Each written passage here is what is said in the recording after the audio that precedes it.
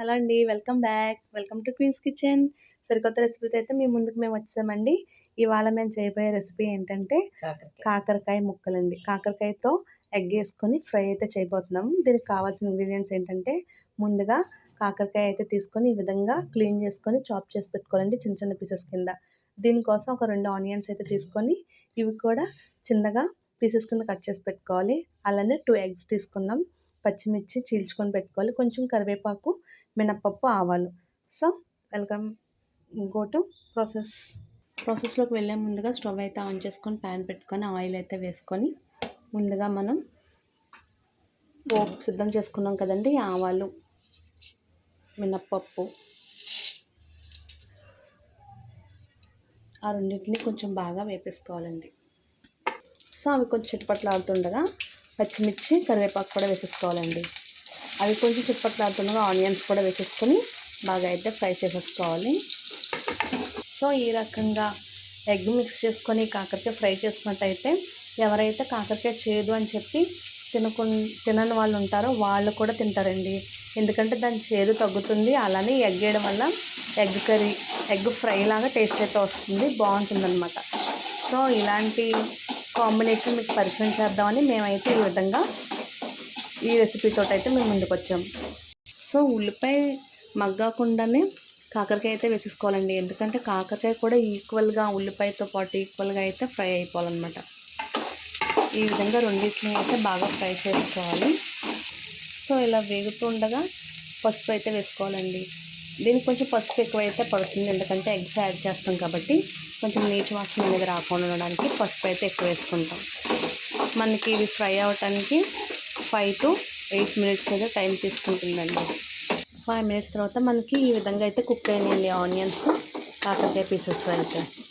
ఇప్పుడు దాకా మనం సాల్ట్ యాడ్ చేయలేదు. సాల్ట్ అయితే వేసుకుందాం. సో టేస్ట్కి తగ్గట్టుగా సాల్ట్ అయితే యాడ్ చేసుకుందాం అండి. సో నెక్స్ట్ స్టెప్లో మనం కారం అయితే యాడ్ చేసుకుందామండి. కొంచెం స్పైసీగా ఉంటే బాగుంటుందండి, ఎందుకంటే ఎగ్స్ యాడ్ చేస్తాం కాబట్టి కారం అయితే కొంచెం ఎక్కువ వేసుకుంటే మనకి నీచు వాసన అనేది రాకుండా ఉంటుంది.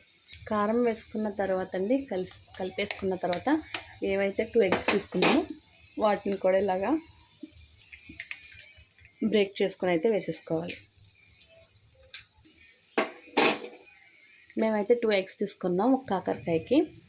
ఇంకో 2 ఎగ్స్ యాడ్ చేసుకున్నా కూడా బాగుంటుంది. ఇంకా కాకరకాయ ఫ్లేవర్ అనేది తెలియకుండా ఎగ్ ఫ్రైలాగా బాగుంటుంది.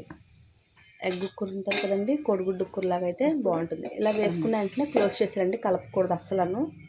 ఒక 2 minutes తర్వాత ఓపెన్ చేసినట్టయితే ఎగ్స్ ఈ విధంగా అయితే కొంచెం కుక్ అయినాయండి. ఇప్పుడు దీన్ని మనం కలుపుకోవచ్చు. సో ఈ విధంగా ఒకసారి కలిపేసుకున్నట్టయితే కొంచెం ఉప్పు కారం ఆ ఎగ్స్ కూడా పడుతుంది అనమాట.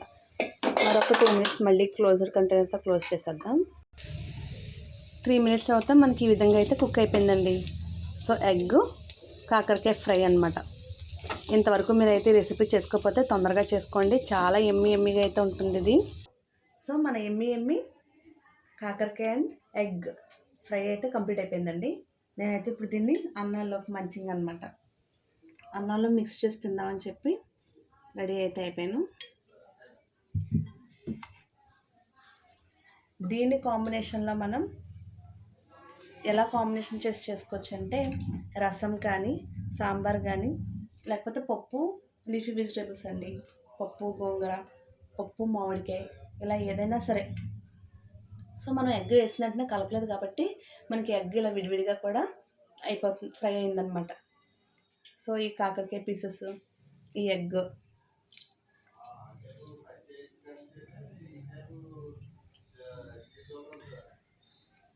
వావ్,